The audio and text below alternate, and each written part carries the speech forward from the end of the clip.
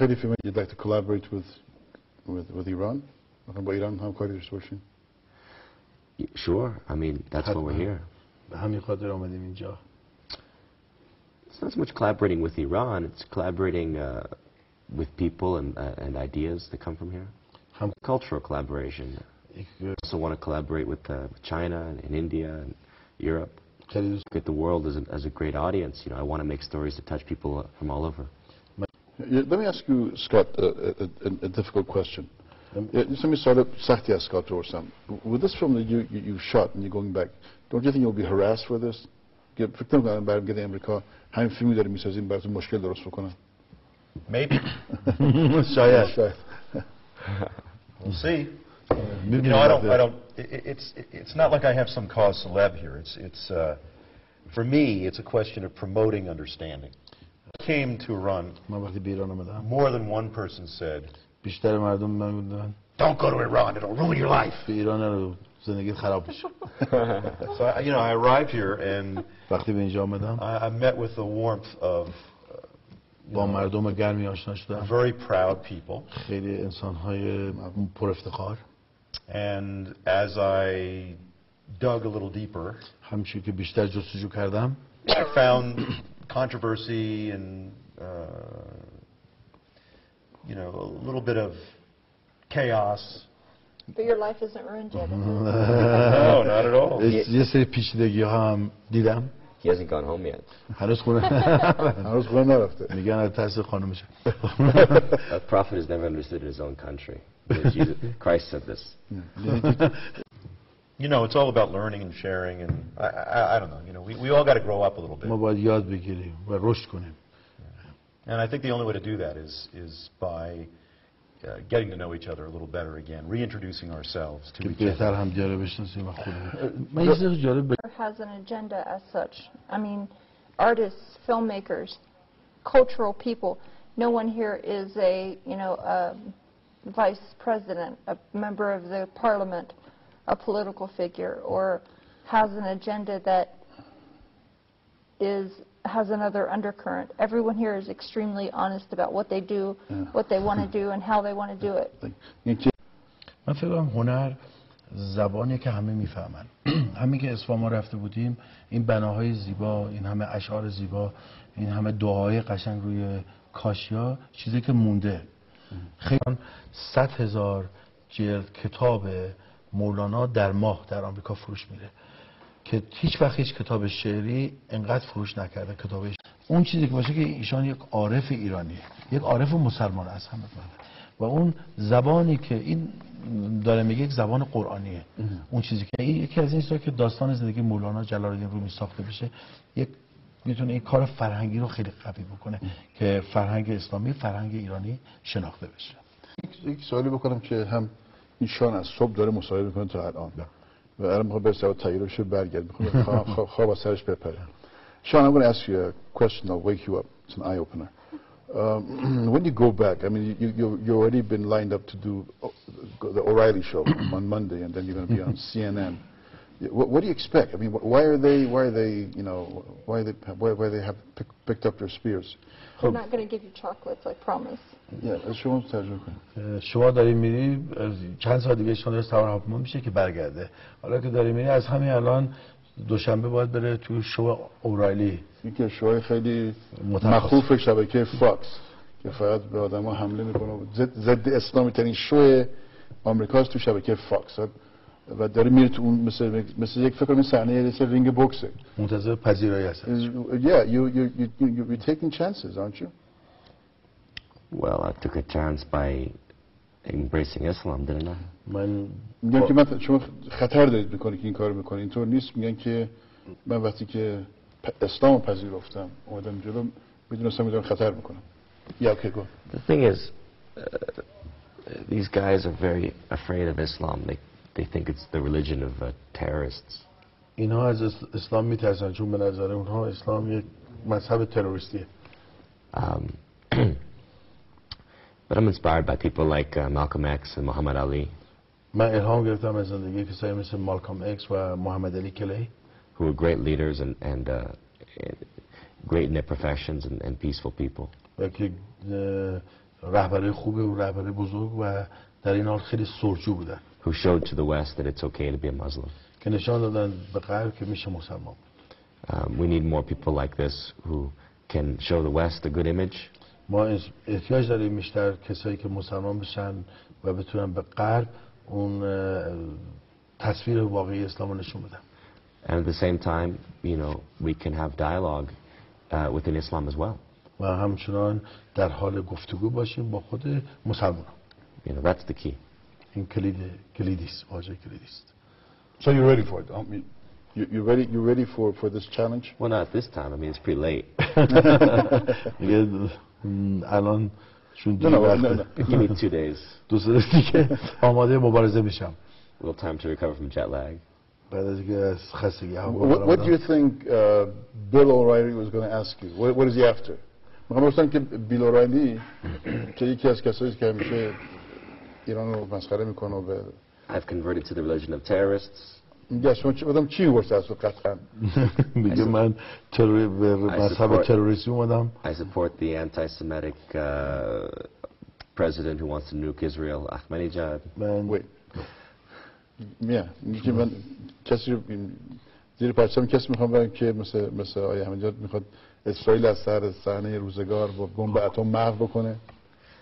And I'm a traitor for traveling to a terrorist country like Iran. و من خیانت کردم من رفتم به کشور تروریستی مثل ایران. I'm sure those will be at least 3. من مطمئنم که اون سه تا حداقل سه تا از من خواهد پرسید. Oh, there'll be more, I promise. There's you. more slander, but که those are قطعا the بدون most که بیشتر از important. این خواهد بود. Those are the big ones. Those are the big ones. It's got to come up, you know. Yeah, there are certain things that have to be باید said. روبرو بشی باش. There are certain things that have to be said. That's why. اینا میگه ما باید بگیم. چیزایی هست که باید بگم من گفته باید بشه. So you're sort of out of control here because the media hasn't been, no one has ever controlled you to come, and you've come and things have spontaneously happened and you're sort of uncontained now. شما در واقع یه جوری آدم یک موقعیت مهار نشده است. Inshallah. No, I mean, how do you bring the deal storm. with how do you deal with the poison? آماده طوفان هستیم. How else to deal with the poison but to try Bring it and out. bring Right. it out? Yeah. You know? چطور دیگه میشه با سم مقابله کرد غیر از اینکه بری و اون کار کنی سم در بیاد دیده بشه. To bring it out. Bring it out. Okay. من یه چیزی بگم یادم نره. ایشان که داشت فیلم همزیستی مسالمت آمیز بین یهودی و مسلمان و زرتشتی و مسیحا میساخت، خیلی جوانای یهودی آمده بودن که مصاحبه بشن. خیلی با افتخار میگن ما ایرانی هستیم، 2800 سال اینجا هستیم، مخالفتی با حجاب نداریم. خیلی آدم افتخار میکنه. بعد خیلی هم طرفداری میکردن.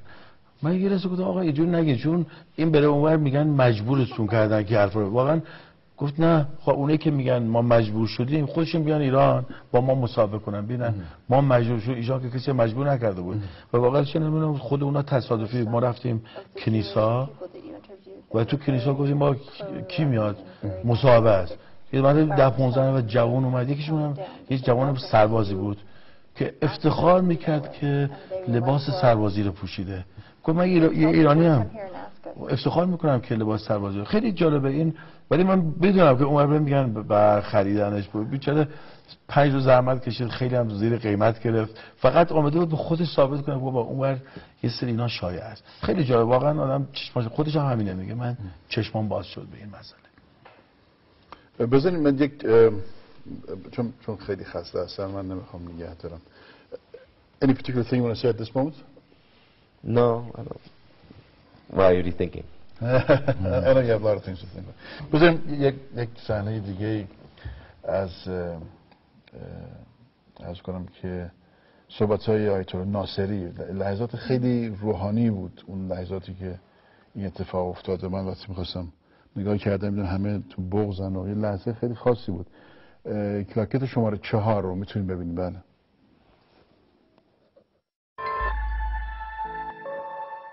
حضرت حق می‌فرماید که حضرت شهداء علی خلقه، در قرآن اینا شاهده و اعمال و رفتار و گفتار امام زمان رو فراموش نکنید. لحظه‌ای همینطوری که خدا رو حاضر و ناظر در خودش رو در محضر حق می‌بیند، در نشود که امام زمان را هم حاضر و ناظر و خودشو در محضر امام زمان ببینید. اگر این حالت در وجود انسان جلوه‌گر بشه دیگه انشاءالله امیدواریم که از اصحاب و انصار و مورد عنایات خاصه حضرت حق و امام زمان قرار بگیریم. We're just in the time. No? Yeah. No, just you can't say no. یه سوالی داشتم از آقای شان علی استون الان که نظرت تو آخر الزمان، بحث آخر الزمان، این که ما در چه مقطعی در زمان هستیم، این اعتقاد رو ایشون چجوری میبینن؟ What do you think about the end of times? Where are we now? And what are your beliefs about? Well, I hope it's not the end of the world. But at the same time, I hope it's the end of the age. من امیدوارم که آخر زمان نباشه، ولی امیدوارم که آخر دنیا نباشه. بله، آخر دنیا نباشه، ولی امیدوارم که آخر این دوران باشه. You know, it's interesting that Christianity and Islam both believe in the last judgment. خیلی جالبه که هر مسیحیت و اسلام حتی به روزهای آخر، به روز قیامت معتقدن. You know, that we must be judged for our deeds. ما قضاوت میشیم در مورد کارهامون. And I wonder, is it possible that we're going through this time now, this judgment? و شاید ما در اون شرایط قرار گرفتیم امروز. You know, you don't have to die to be judged in a way. تو نباید که بمیری که قضاوت بشی. And so people talk about 2012 as the end of the world. خیلی صحبت میکنن که سال 2012 آخر زمانه. I think that it's the end of a cycle. من فکر کنم که آخر این دورانه. And all around I see people who are waking up spiritually. چون خیلی دارن بیدار میشن از نظر روحی و روحانیت. And many people who are dying or committing suicide. و خیلی هم که خودکشی میکنن از بین میرن. If they are maybe unable or unwilling to go on in this world. چون نمیتونن همراهی کنن. با این زمان. Because the world is changing. چون دنیا در حال عوض شدنه. The consciousness of human beings is changing. آگاهی انسانیت هم در حال عوض شدنه. And so we must continue to bring light in. واسه باید بگیم اون نور رو به درون خودمون بریم. And by doing that we align with the Mahdi. و این شکلی میتونیم در کنار صاحب زمان حضرت مهدی قرار بگیریم. We can join. Anyone can join his army as soon as you choose to be of the light. و میتونیم در ارتششان قرار بگیریم، همین که اون نور رو در خودمون دیدیم. لشکر امام مهدی قرار بگیریم علیه السلام، بعد اون نور رو در خودمون بیدار احساس کردیم. And what is light but knowledge? اون نور هم چیزی به جز معرفت نیست، دانش و معرفت. Okay, thanks so much.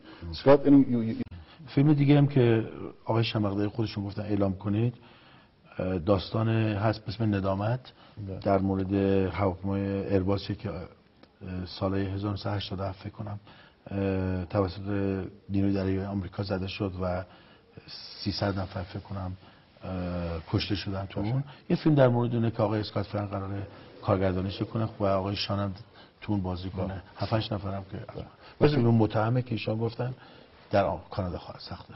بس شما حرفی دارید؟